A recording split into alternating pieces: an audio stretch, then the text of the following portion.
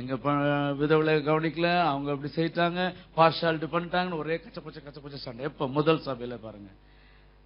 நல்லா யோசிச்சு பாருங்க. கர்த்தர் நம்மை இந்த இடத்துல அடைத்து கொண்டு வந்திருக்கார் என்றால் ஒரு நோக்கத்திற்காக கொண்டு வந்திருக்கிறார். அவர் என்னுடைய வாழ்க்கையில என்ன நோக்கத்தை கொடுத்திருக்கிறார், என்ன திட்டத்தை வைத்திருக்கிறார். ரிக் வாரன் என்ற ஒரு சகோதரன் புக் எழுதியிருக்காரு, நீங்க வாசிக்கலாம் தெரியல. தி பர்பஸ் ட்ரிவன் லைஃப், தேவனுடைய உன்னதமான நோக்கத்தினால உந்தி தள்ளப்படுகிற ஒரு வாழ்க்கை. நீங்க குடும்பம் சேர்ந்து படிங்க, படிக்கலன்னா அது வரைக்கும் சபையா சேர்ந்து படிங்க. நான் பைபிளை காட்டில அந்த புஸ்தகம் சிறந்துன்னு சொல்ல, ஆனா அந்த பைபிள்ல இருந்து எழுதிருக்க இந்த பிராக்டிக்கல் கைடன்ஸ் இருக்கிறதுனால ரொம்ப நமக்கு பிரயோஜனமா இருக்குங்க. நாம் தேவனுடைய உன்னதமான நோக்கத்தை அறிந்து கொண்டு அந்த நோக்கத்திலே என்னை நான் அமைத்துக் கொள்ள வேண்டும். அவர் சொல்லுகிறது தான் செய்யணும். நீங்க அழகா ஒரு தபலா வாசிக்கிறார், ரொம்ப அழகா வாசிக்கிறீங்க பிரதர். எல்லார் கையிலும் தபலா கொடுத்தா எப்படி இருக்கும் நம்ம சர்வீஸ்? ஒரு தபலா, ஒரு ட்ரம், ஒரு கீபோர்டு நம்மள எடுத்தோம். எல்லார் கையிலும் கீபோர்டு இருந்தா எப்படி இருக்குங்க? இல்ல, அது நல்லா இருக்காது, இனிமே இருக்காது. சோ கர்த்தர் நமக்கு கொடுத்திருக்கிற அந்த பொறுப்பை நாம் அறிந்து கொண்டு அதன்படி நாம் வாழும்போது நம்முடைய சபையில ஒரு பெரிய ஒரு வல்லமை நாம் காண்போம். அல்லேலூயா. ஒரு பெரிய ஒரு எழுப்புதல் நாம் காண்போம். பெரிய ஒரு தேவனுடைய பிரசன்னத்துக்குள்ள நாம் செல்ல முடியும். அவருடைய சித்தத்தை நாம் செய்ய முடியும். கடைசியாக நான் ஒன்று சொல்லி முடிக்க விரும்புகிறேன். இன்று நம்முடைய வாழ்க்கையில கீழ்ப்படியாமை ஏதாவது இருக்குதா? கொஞ்சம் யோசித்து பார்ப்போம். நம்முடைய வாழ்க்கையில அன்பு செலுத்த முடியவில்லையே என்ற ஒரு ஏக்கம், ஒரு உணர்வு இன்னைக்கு இருக்குதா? ஆண்டவர் பேசுறார, யோசித்து பார்ப்போம். நான் தான் அந்த ஐக்கியத்துக்கு தடையா இருக்கிறேன் அப்படின்னு சொல்லி ஐக்கியத்துக்கு தடையா இருக்கிற நடைமுறைகளோட வாழ்க்கையில் இருக்கான்னு யோசித்து பார்ப்போம். மெய்யான உறவு எனக்குள்ள இல்லையே, ஆண்டவர்கிட்ட கூட கொஞ்சம் அப்படி அப்படி தொட்டுக்கிட்டு போயிட்டு வந்துட்டு இருக்குதே, என்னுடைய கம்பெனியில் இல்லையே, என்னுடைய குடும்பத்தில் இல்லையே, என்னுடைய சபை மக்கள் மத்தியில் இருக்கிற இன்னும் கசப்பு இருக்கிறத, இன்னும் வெறுப்பு இருக்கிறத, இன்னும் பெருமை இருக்கிறத, பொறாமை இருக்கிறத,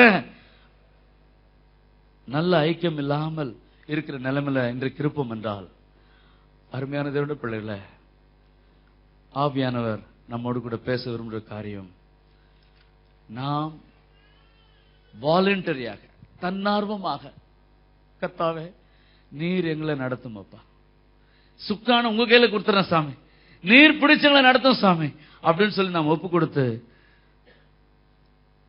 அறிக்கை பண்ணி ஆண்டவர் செய்த மாதிரியின்படி ஒருவருடைய ஒருவர் கால்களை கழுவும் நிலைமையில கூட நம்ம முன்னால வந்து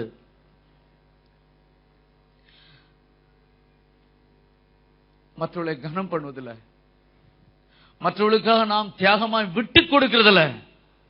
எனக்கு நல்லா ஞாபகம் இருக்கு, சில சபைகளை நான் போய் அப்படி இந்த இடத்துல, ஐயா உங்க பேர் என்ன சொன்னீங்க? Brother Williams. நான் வந்து இந்த இடத்துல உட்காந்துட்டேன்னா வில்லியம்ஸ் சார் வந்து முறைப்பாரோ ஒரு முறை பார்க்கணும்.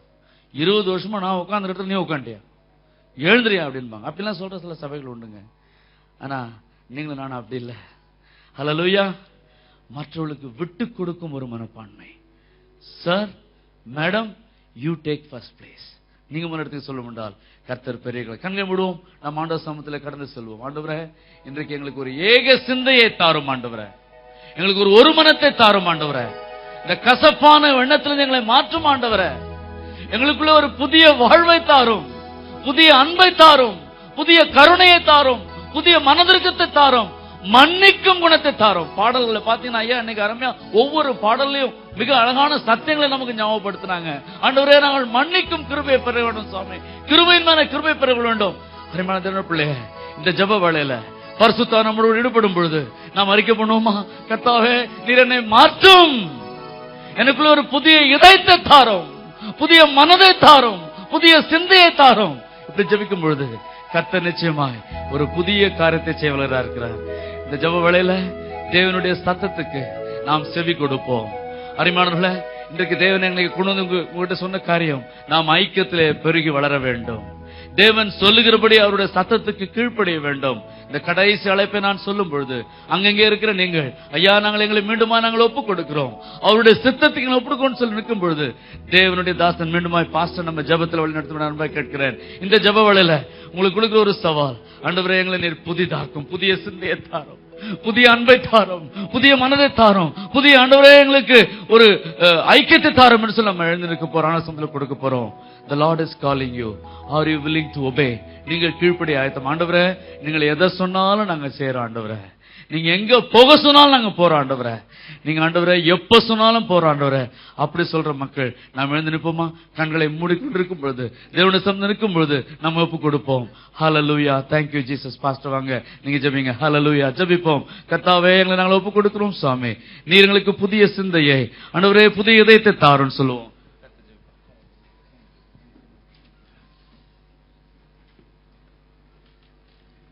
பிரியமானவர்களே, இந்த காலை நேரத்திலும் கர்த்தர் ஏற்ற வார்த்தை, கர்த்தருடைய பந்திக்கு நாம் செல்லும் முன்பாக சில காரியங்களை உணர்த்தி விட்டாரேன். ஆராய்ந்து முடியாத பெரிய காரியங்களை, எண்ணி முடியாத அதிசயங்களும் செய்கிறவர் நம்முடைய தேவனானவர். ஐக்கியம், விடுதலை, மனதுருக்கம், கீழ்ப்படிதல், அன்பு கூறுதல் என்ற தலைப்புல இந்த நாளில நாம் தியானிக்கத்தக்கதாக தேவன் கிருபை செய்தார். கசப்புகள் ஒருவேளை நமக்குள் இருக்கும் என்றார், கர்த்தருடைய பந்திக்கு செல்லும் முன்பாக தெய்வ சமூகத்துல நம்ம அறிக்கையிட்டு அதை விட்டு இங்கிருந்தாலோ அல்ல தூர தேசத்தில் இருந்தாலோ, அது பெற்றோரோ உற்றார உறவினர்களோ, அது யாராக இருந்தாலும்